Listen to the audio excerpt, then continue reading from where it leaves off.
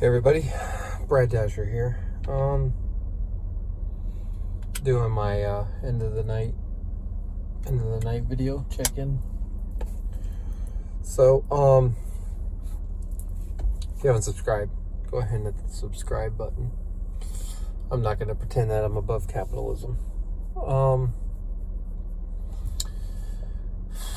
So today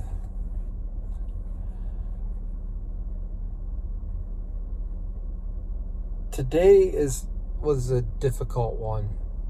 In fact, it wasn't a hard day as far as getting orders in a way. It wasn't hard. Depends on what time of day we're talking about. The evening, it got a little bit crazy because I think it's my theory, and this is what I feel when I'm out and seeing the people that are door dashing. Is it seems to me that there are a lot of kids who are taking advantage of using like their parents or whatever in order to be able to sign up for DoorDash. It's what it just seems like. And this is the last night before back to school.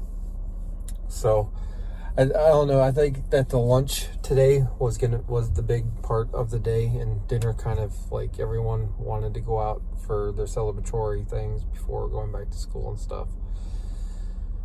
But that being said, there was a $2 peak pay at one point, and I think that lured a lot of people out. I ran into a Wawa, and there was like 3 or 4 of us waiting, and then Chinese restaurant as well. So with the peak pay, I think I did two orders. No, it had to have been 3. Been 3 orders. One was pre-peak pay, the other one was during peak pay. I tend to go by the rule of thumb that I end my dashes when peak pay comes up, because your chance of getting orders at that point really, really highly plummet. So anybody new, if you're in an area that is usually gray,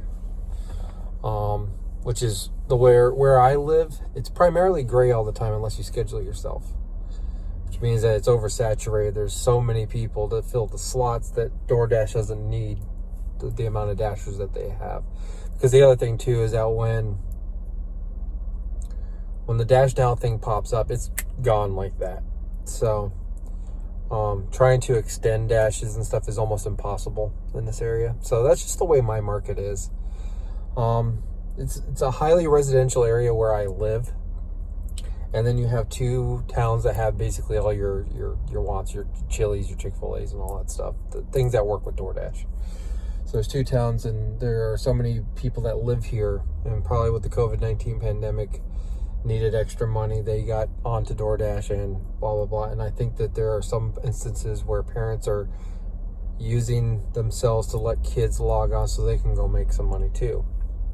Kids that aren't of age, but have cars.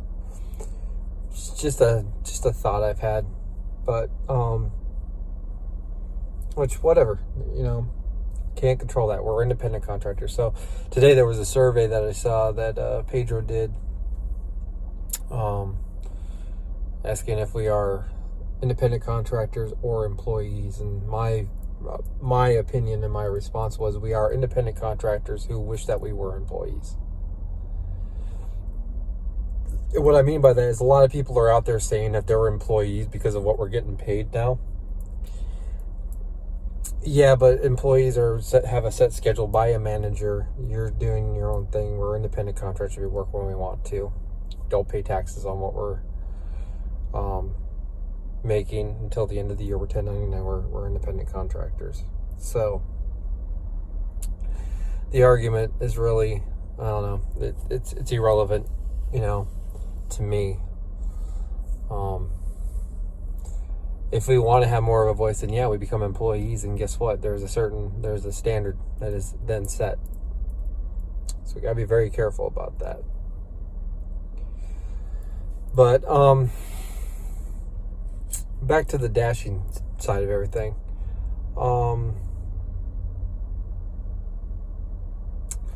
This week I had a goal, and I want to talk about setting goals. What to do when you don't make them. So this week I set a goal. I needed to make roughly $150 a day. I was lucky if I made 100. And then there were days where I didn't get to Dash when I needed to. Like yesterday, Saturday, I was gonna go Dash, but we had things planned, and the way that scheduling worked, there was no way I was gonna be able to DoorDash in times that were gonna be productive. And that's one thing that I deal with my home life, is that I have a family that is home all summer because their kids are in school. My wife works in the education system, so during the summer they're all off from work. And also what comes with that is that then us paying bills all falls on my shoulders after a certain point. There are no paychecks coming in from the other side. And this month in particular, it's just I realized where the stack was. It's always at the beginning of the month. And going into the beginning of this month, there was no way for me to keep up. So now I'm faced with the reality that I had to set up payment of my rent, which is 2 weeks late. But I had to set up payment of my rent or face eviction by the end of this week. And because I wasn't able to make my goals, just because there wasn't enough time and there wasn't enough payout, there were too many other people working, and once again, that's DoorDash's prerogative. I'm falling short, and I'm going to have to take into consideration the fact that my bank account will overdraw, but rent will be paid. Mind you, I had to fly out to Milwaukee on Friday, and I eventually will get paid for that. Hopefully I'll be able to make up for what I'm overdrafted and stuff. But I have another bill that's going to come out too in the midst of that, so there'll be 2 overdraft charges and whatever. I'll have to deal with that on the back end. Making a goal and not making it. I can tell you right now, it is stressful beyond belief. And we all had to find ways of dealing with that stress. And to me, when I watch kids on YouTube, and this is pertaining to the video I made earlier today, when I watch kids on YouTube making claims and doing challenges because they have the freedom to do things like that, to me, someone who's struggling in the way that I'm struggling, knowing that I'm going to miss my goals because of people like that, it becomes very irritating. It's very condescending, and it's very, I don't know, I guess that's just the name of the game of being a content creator on YouTube, is you have to pretend that you're better than everybody else.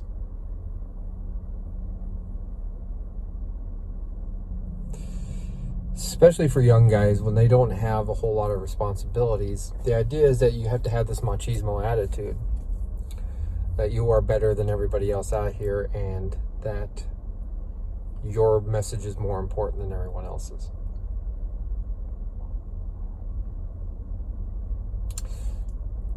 Which is why it comes down to giving out false information, needing confirmation bias by doing videos in which people praise you all the time because you can't take the negative. How do you deal with the mental toll that not making your goals sets for you? I will tell you, you're looking at the face of someone who battles depression on a regular basis, even when things are okay. And right now, things are very far from okay. For me. I'm going to work harder. I'm going to work, hopefully, until I'm probably going to drive myself into the ground, if not the car, this week with the 4 days that I have to try to make up for the goals that I didn't make this week.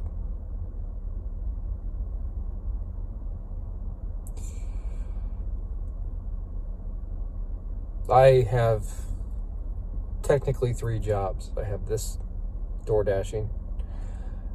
I'm an instructor, so I teach people. So I also have to take that into consideration too, is taking the hour for each person. It's usually about an hour and a half of my time out from being able to do this.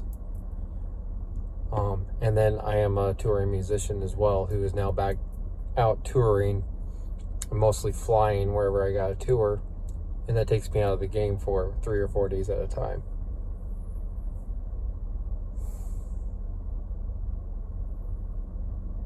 The weight on my shoulders right now is unbearable. And I'm not sure if any of you out there feel the same way. But know that you're not alone. This isn't DoorDash's fault. But there are a lot of people out there making videos trying to make you believe that it's DoorDash's fault. They're the one that's putting you in that position. We're not employees. I do this because I get to set my own schedule. I get to continue doing the other jobs that I have.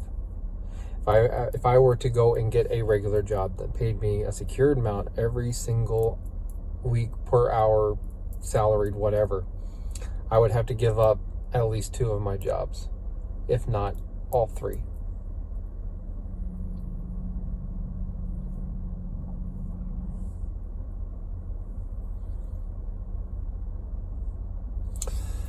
So I don't want people getting anything twisted from what I say. I am grateful for what DoorDash provides me as far as flexibility. It's no different than the hustle of being a full-time musician when you're trying to find gigs. I'm dealing with, in that instance of being a musician, that I am hustling to find gigs in which people don't want to pay as much for. And guess what? This sounds very similar to what people complain about with DoorDash. The only thing is that instead of a 50-cent change, it's $100. At least. That people want me to come down and cut back on me on. And I refuse to do that because I know what I am worth. Much like DoorDash, I know what my time is worth, what my effort is worth, and I decline a lot of orders. Right now, I looked at it, and my acceptance rating is saying at 11%. That's the highest it's been this whole past week, I believe. No, it was at 20% at one point. I've been to 0, I don't know how many times. This morning it was 1. It was at 1%. And it's only because the only reason why I never went to 0 is because I started taking orders before I hit that 100, that rolling 100 average. Now, this past week, I finally got past the 5 orders I had to unassign from like a week and a half ago. The 5 orders in a row where I went into a restaurant and they just completely ignored the DoorDash people and all that. Today I actually went and I did an order from that particular place, and I stood right there where the girl couldn't ignore me, and it got done pretty quick. So know that you are not alone, and if you have struggles mentally when it comes to this stuff, know that I deal with it too. If you miss your goals, tell me about it. Tell me how you dealt with it. I would love to see how people deal with this. I am a person who takes a very pessimistic view most of the time because of the fact that I battle depression in the way that I do.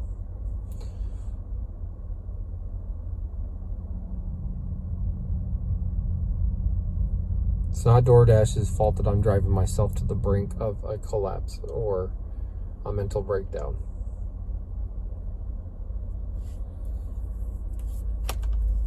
Just know that you're not alone. And be careful of those attention-grabbing headlines, particularly the ones that had the word DoorDash in them. Because most likely those are people that are not specifically on the one platform. So people that are specifically monetizing their videos through YouTube, so they have multiple revenue streams just with those 2 things themselves. Should your goal be to be an entrepreneur if you're doing this? Yes, absolutely. Try to make as much money as you can with the things that you're doing, but be careful of going down the rabbit hole of becoming negative and becoming this person who just follows the mainstream as far as how everything works in this world. And what I mean by that is that the negativity part of all this has become very easy. It's become the norm. I had pointed out at some point earlier today that videos when I first started were so positive about DoorDash.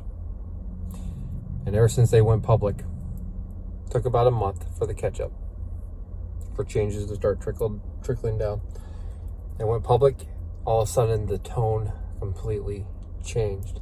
And for anybody who is resourceful enough to go on YouTube and look this stuff up, God, it's got to be insane to find videos that do nothing but bash the system, bash this app, as if there are people like looking to see when that name pops up and going, oh no, you're not going to get this order. It doesn't work that way. They don't have that time. So I made money this week, and I consider myself lucky for doing that. Was it the money that I needed? Absolutely not. And am I scared? Yes. But I'm going to go home. I'm going to have dinner with my wife. Kids start school tomorrow.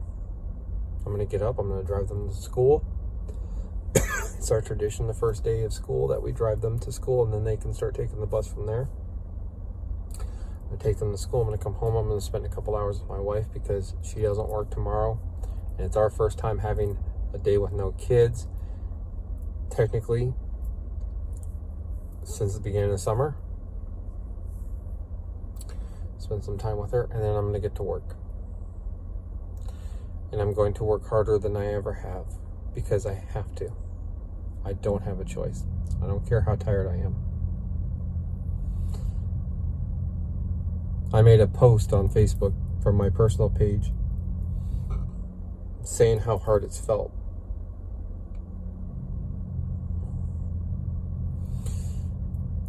And social media just made it worse. Because then it's, as it is, you get told how much harder everyone's had it.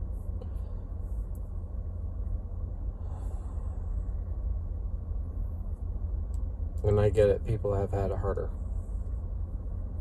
I see homeless people all the time when I'm out door dashing. People have it much harder. But it doesn't take away from the despair that I'm feeling. And I have to tell myself that. And I get very isolated in listening to things and all that make me understand that I am not crazy. That I am valid. I wish I had people that would tell me.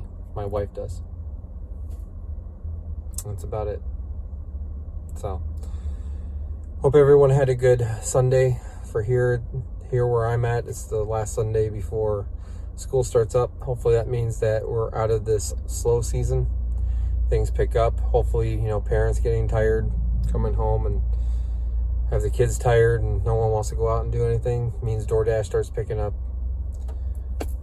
My state right now, with the COVID-19 thing happening, we're apparently our governor's requesting ICU beds in an emergency, but does not want to enact any kind of restrictions because, whatever. I'm not going to get too much into politics, but it's nuts. Just put it that way. Right now, it's nuts, and I have no idea what's going to happen. I had to fly this weekend, and I'm so fed up with the way airlines are treating people and the way that it feels while you're on the plane that it's insane. It's there is no common sense anymore. The encouraging social distancing, but there's no such thing as that when you're in an airplane. It's a whole new world that makes no sense, and there is no agreement on reality anymore. But anyway, hope you guys had a good Sunday. I will see you tomorrow.